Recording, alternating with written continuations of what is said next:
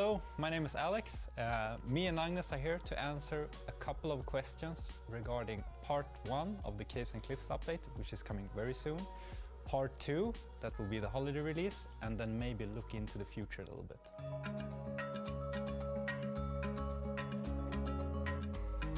So, part 1 will be released just in a few days, which is June 8th, and part 2 is released end of this year.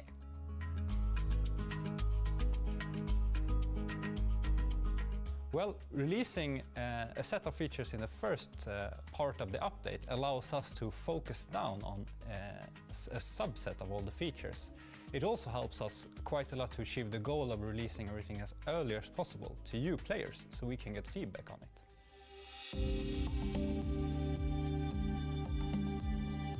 When I play Minecraft, I really enjoy to tell my own stories about my Minecraft world. And then for me, for example, Copper actually gets really exciting because Copper adds history to Minecraft. And for me as a storyteller, it's super interesting to, have houses that start to oxidize, and then I can see that they've been there for a really long time. That really inspires me to my stories.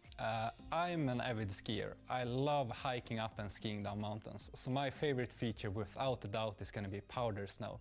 It finally brings mountaineering into Minecraft, and I'm really looking forward to having powder days, but with friends.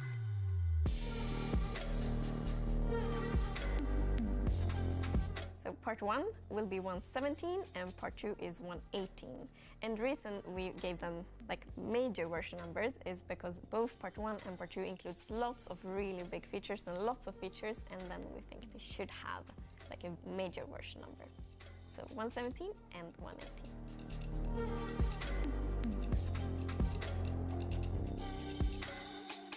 Yes, we will have 3D biomes in part 2.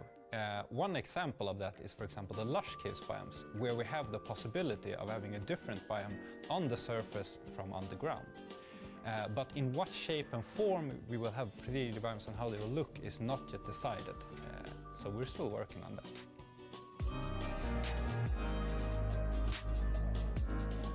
The mountain generation in part 2 will eventually just be an extension of the terrain generation that we have right now. If you look out into the world with very blurred vision, you can see representation of 2 kind of mountain types. One type, you can call them hilly. An example of this might be Mount Fuji or Kilimanjaro, where you have a very hilly top of the mountain. Another mountain type could be very dramatic or very steep. You can find those types of mountains in Patagonia, or the classical example is Matterhorn. So the tricky part has been drawing from my experience of actually exploring mountains, trying to recreate that adventurous feeling inside Minecraft, but still preserve the pure Minecrafty feeling of the world.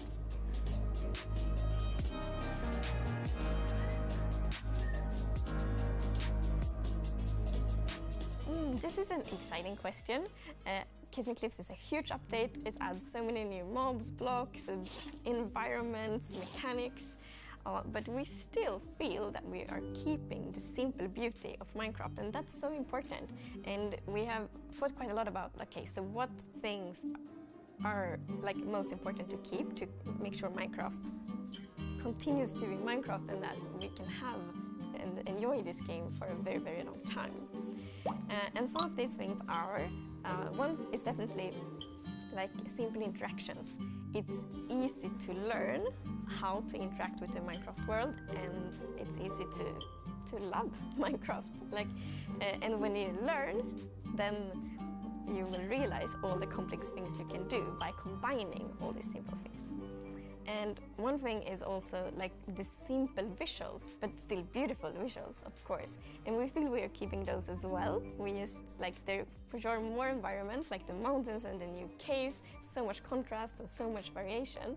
But the environments are still made out of blocks, and it's still gonna be the threshold to make something beautiful in the Minecraft world will still be low.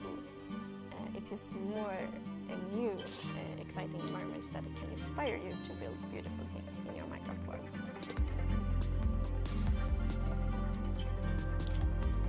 We think that we're actually in quite a good place regarding cave generation and mountain generation. I can start to feel a resemblance of actually following a ridge up to a mountain and then finding peaks and exploring around them, which I think is a great position for the game to be in. The biggest challenge now and our primary goal is to combine this generation together with the rest of the terrain generation to make them naturally fit into the Minecraft environment.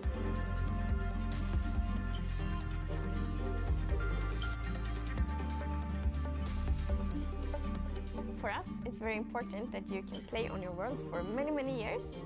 So we really want to be respectful to old worlds. And that's true in this case as well. So we're actually working on blending. So when you update your world to part 2, we will blend the old world generation with the new world generation. And I mean, I've seen how it looks, and I think it actually looks really, really good.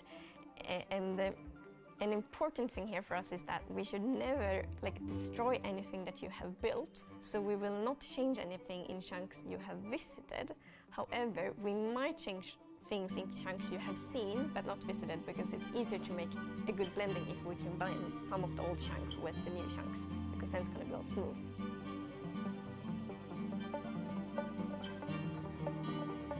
Yes, this has been an explicit goal from the get-go. But we also wanted to add more strategies without invalidating the old ones. So branch mining will be possible.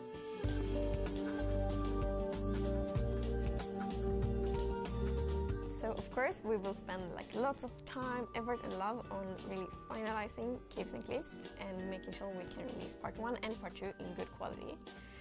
But we do actually also have some plans for what's going to happen after Caves and Cliffs, so that feels very exciting. And the plan is that we're going to announce this on Minecraft Live 2021. So I will not say more now, but I'm excited, and I hope you will be excited as well.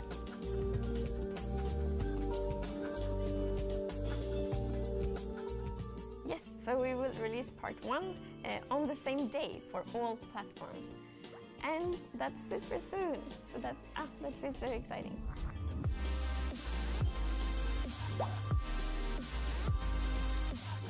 I think part 1 is going to be a great way to explore all the new mobs and blocks that we're adding in this update.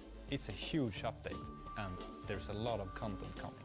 Thank you so much for watching, and well, now we hope that you're gonna have just a lovely summer and that you're gonna have lots of fun with part 1, and see you soon.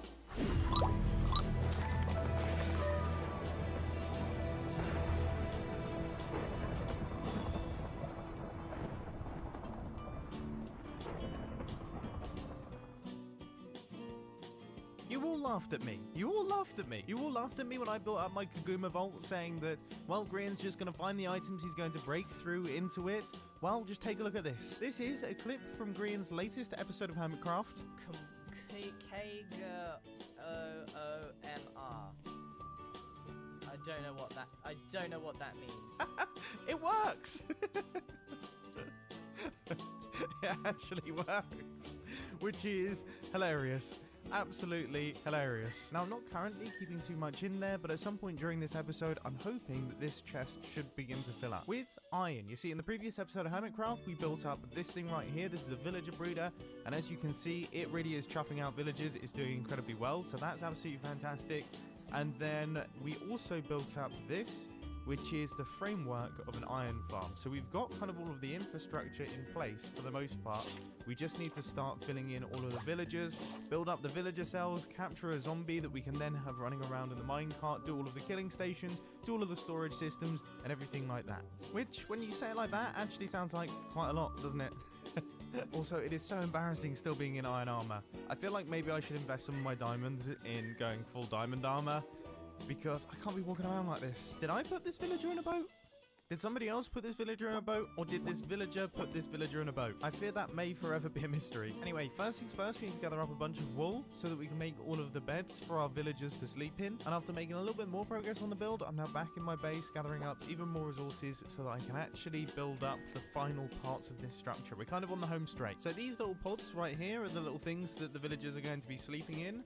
And this is also where their workstations are, because as I explained in the previous episode, The villagers need to be able to sleep, they need to be able to go to work, and then the zombie is going to panic them, which will cause them to spawn an iron golem that will then drop through that hole. We're going to kill the iron golem and gather up all of the iron. So that's essentially how this farm functions. And once again, this design is by Nembomb. There will be a link down in the description. And with all of those in place, now it's time to start building up our killing chambers for the iron golems, which I don't think need to be that complicated. With that being said, I do just want to test something. So I've stopped an iron golem here, and I want to see if these villagers will now produce another iron golem if there's one that close. Alright, so the zombie has come by. These are panicked,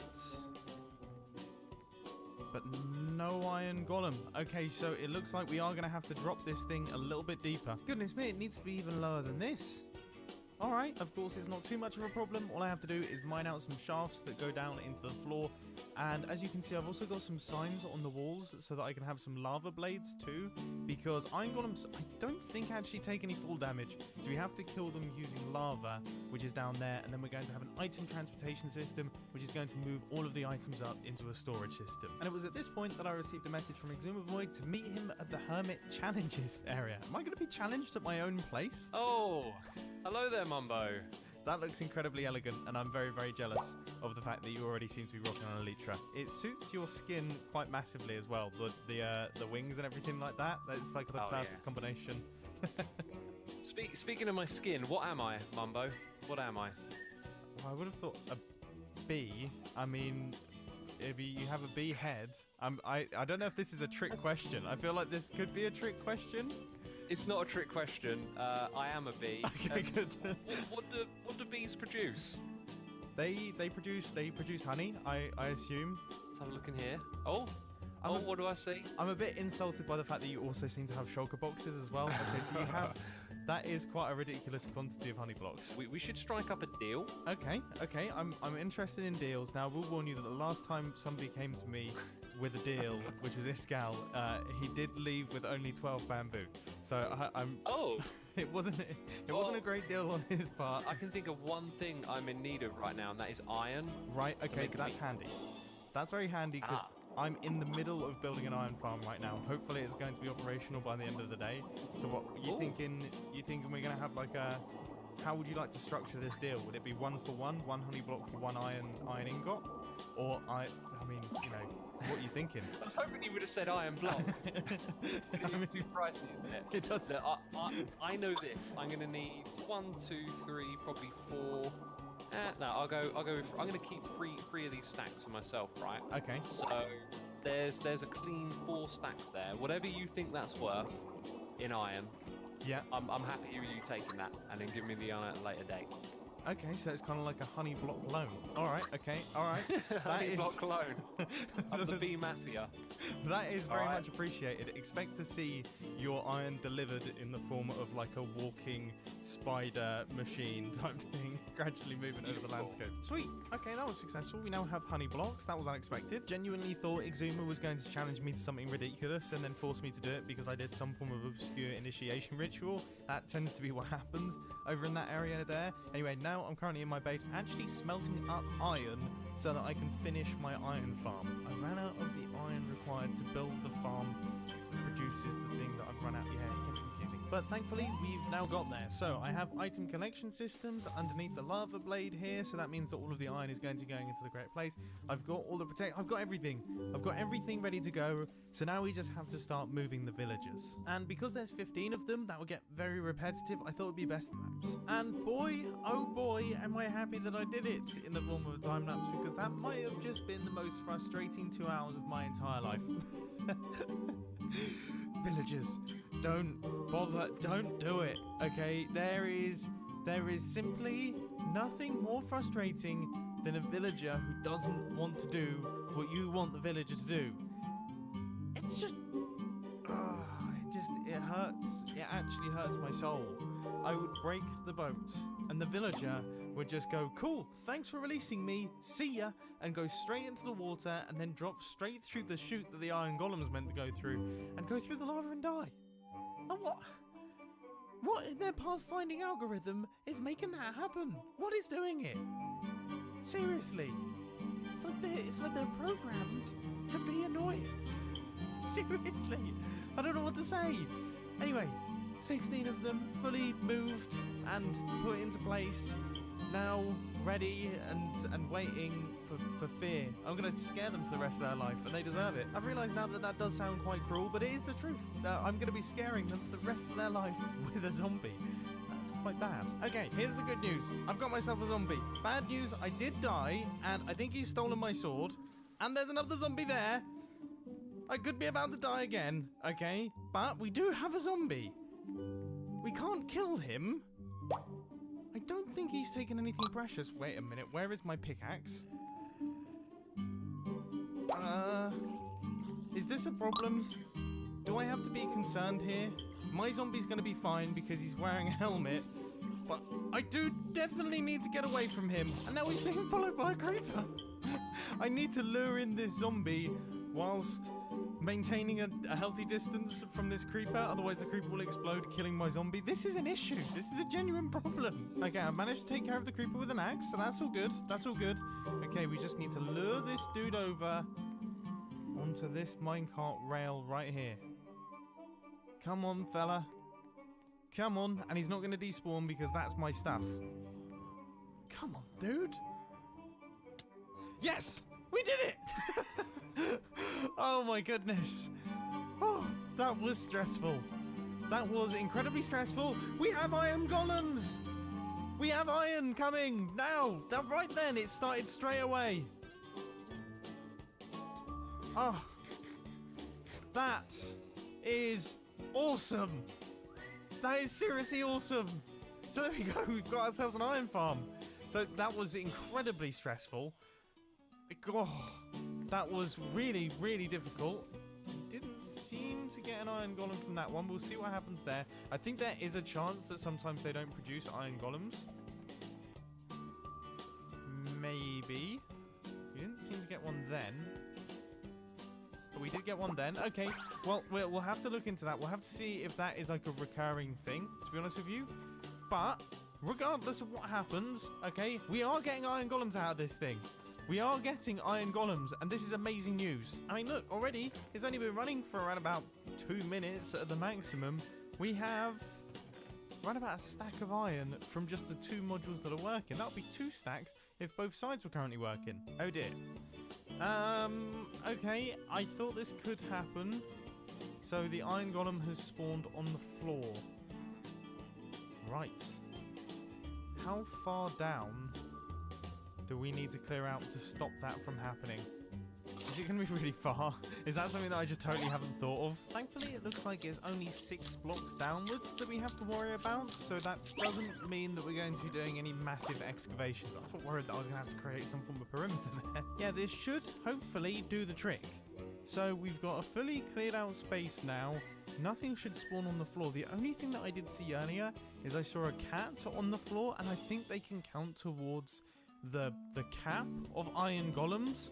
I don't really understand how that works, so we'll have to watch out for those. Now, a lot of time has been skipped in between these 2 cuts. In fact, I would say it's been about 2 to 3 hours. Now, the good news is that we do have around about 8 stacks of iron just produced by some of the modules, but the issue is that only some of the modules seem to work at any given time, and I don't know why this is. I can't understand it. I can't seem to solve it. My little brain is just a little bit overloaded with it. So what I'm going to do is I'm going to leave it for the time being. We're going to do some other bits, and then we're going to come back to it. Sometimes that is the best course of action, because otherwise you go insane. Bumbo, hello there. Or shall I say Bumbo Big Baggins? Or how do you pronounce it again?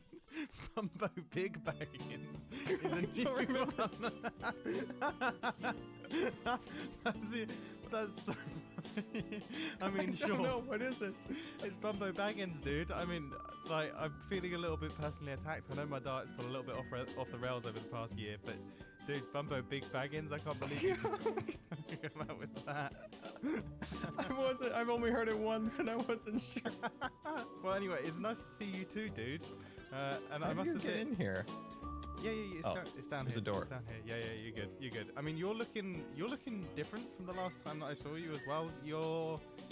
This is A wizard. Are those your underpants there? Yeah, I didn't get pants with the costume. So you're just gonna, leaving it open.